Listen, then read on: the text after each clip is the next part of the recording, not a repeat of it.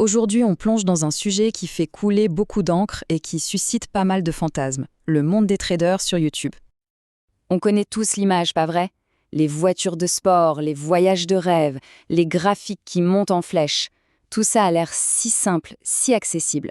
Mais qu'est-ce qui se cache vraiment derrière cette vitrine alléchante? C'est exactement ce qu'on va décortiquer ensemble. Alors voilà, tout part de là, de ce rêve. Le rêve de dire adieu à la routine, de devenir son propre patron et bien sûr d'attendre la fameuse liberté financière. Et les finfluenceurs, ils nous vendent ce rêve à longueur de journée, comme s'il suffisait de le vouloir pour l'obtenir.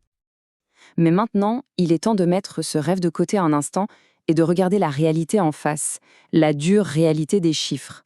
Parce que, vous allez voir, les données, elles, racontent une histoire bien différente. 90%. Laissez ce chiffre résonner un instant. Ce n'est pas d'une opinion, ce n'est pas une estimation à la louche. C'est un fait, un chiffre qui provient directement des publications que les courtiers sont légalement obligés de partager. Ça veut dire que 9 traders particuliers sur 10 perdent de l'argent. C'est brutal, mais c'est comme ça. Et pour que ce ne soit pas juste un chiffre abstrait, regardons de plus près. Voilà les données publiées par les courtiers eux-mêmes. Ça commence à 58% chez Interactive Brokers et ça grimpe jusqu'à 81% de comptes perdants chez IG. La tendance est claire, nette et elle est la même partout dans l'industrie. On pourrait se dire, ok, mais ça, c'est pour les amateurs. Dans les prop firms, les firmes de trading pour compte propre, c'est différent, non? Ce sont les meilleurs.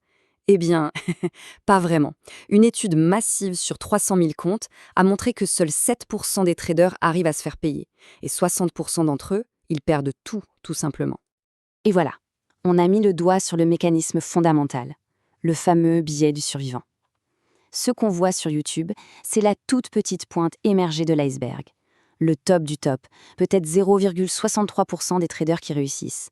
Pendant ce temps, l'immense majorité, les 90% qui perdent, restent complètement invisibles, sous la surface. Mais attention, cette illusion, elle n'est pas juste le fruit du hasard statistique. Il y a un véritable scénario qui se joue en coulisses, avec des risques bien réels et malheureusement des fraudes très bien documentées. Regardez-moi ce graphique. Il est édifiant. Il vient d'une étude très sérieuse de la Commission des valeurs mobilières de l'Ontario. Qu'est-ce qu'on voit? Une simple publication d'influenceurs, et hop, le nombre d'acheteurs passe de 7% à 24%. C'est multiplié par plus de 3. L'influence est directe, elle est mesurable et elle fonctionne à plein régime, surtout sur les investisseurs les moins avertis. Et on ne parle pas de quelques cas isolés, hein. Cette chronologie montre un schéma qui se répète encore et encore. De la fraude pure et dure, comme ce courtier RoFX qui a siphonné près de 60 millions de dollars, aux manipulations de marché sur les cryptos à la mode, jusqu'aux régulateurs qui, en 2024 encore, doivent bannir des influenceurs pour avoir carrément menti sur leurs résultats. Cette citation, elle est tirée d'un rapport d'enquête officiel en Inde. Et franchement, elle est glaçante parce qu'elle résume tout. Elle nous dit que ce qu'on montre en public peut être l'exact opposé de la réalité. Derrière les rendements extraordinaires promis, il y avait en fait des pertes bien réelles, soigneusement cachées. Alors, la question c'est comment tout ce système peut-il continuer à tourner? La réponse, comme souvent, on la trouve en suivant l'argent. C'est là qu'on découvre le véritable moteur économique de beaucoup de ces influenceurs. D'où vient l'argent alors? Bon, il y a la pub sur YouTube, bien sûr, mais le gros morceau, c'est souvent ailleurs. C'est le marketing d'affiliation, toucher une commission pour chaque nouveau client envoyé à un courtier, et surtout, la vente de formation, un marché qui pèse des milliards. Et c'est là qu'on met le doigt sur le problème fondamental. Le revenu d'un influenceur ne dépend pas de sa capacité à bien trader. Il dépend de sa capacité à attirer une audience et à vendre des produits. Le conflit d'intérêts est juste énorme. Les courtiers auxquels ils sont affiliés gagnent de l'argent quand les clients qu'ils ont amenés en perdent. Bon, le constat est un peu sombre, je sais. Mais le but, ce n'est pas de tout rejeter en bloc. Le but, c'est d'apprendre à faire le tri. Il faut passer du statut de spectateur passif à celui d'enquêteur actif, avec les bons outils. Voilà une petite checklist mentale rapide, des drapeaux rouges à repérer immédiatement. Quelqu'un promet des rendements garantis ou plus de 30% par an? Alerte. Aucune vérification par un service indépendant? Alerte. La seule preuve, ce sont des captures d'écran? Grosse alerte. Le flou est maintenu entre un compte de démo et un compte réel, vous avez compris le principe. Justement, le compte démo, c'est un point super important. C'est quoi au juste? C'est un simulateur, un jeu vidéo du trading. On utilise de l'argent de Monopoly.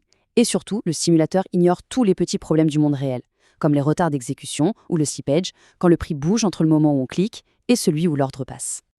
Cette image, elle parle d'elle-même. À gauche, en démo, c'est le calme plat, aucune pression. À droite, en réel, c'est la tempête psychologique. La peur, l'avidité, le stress de perdre son propre argent.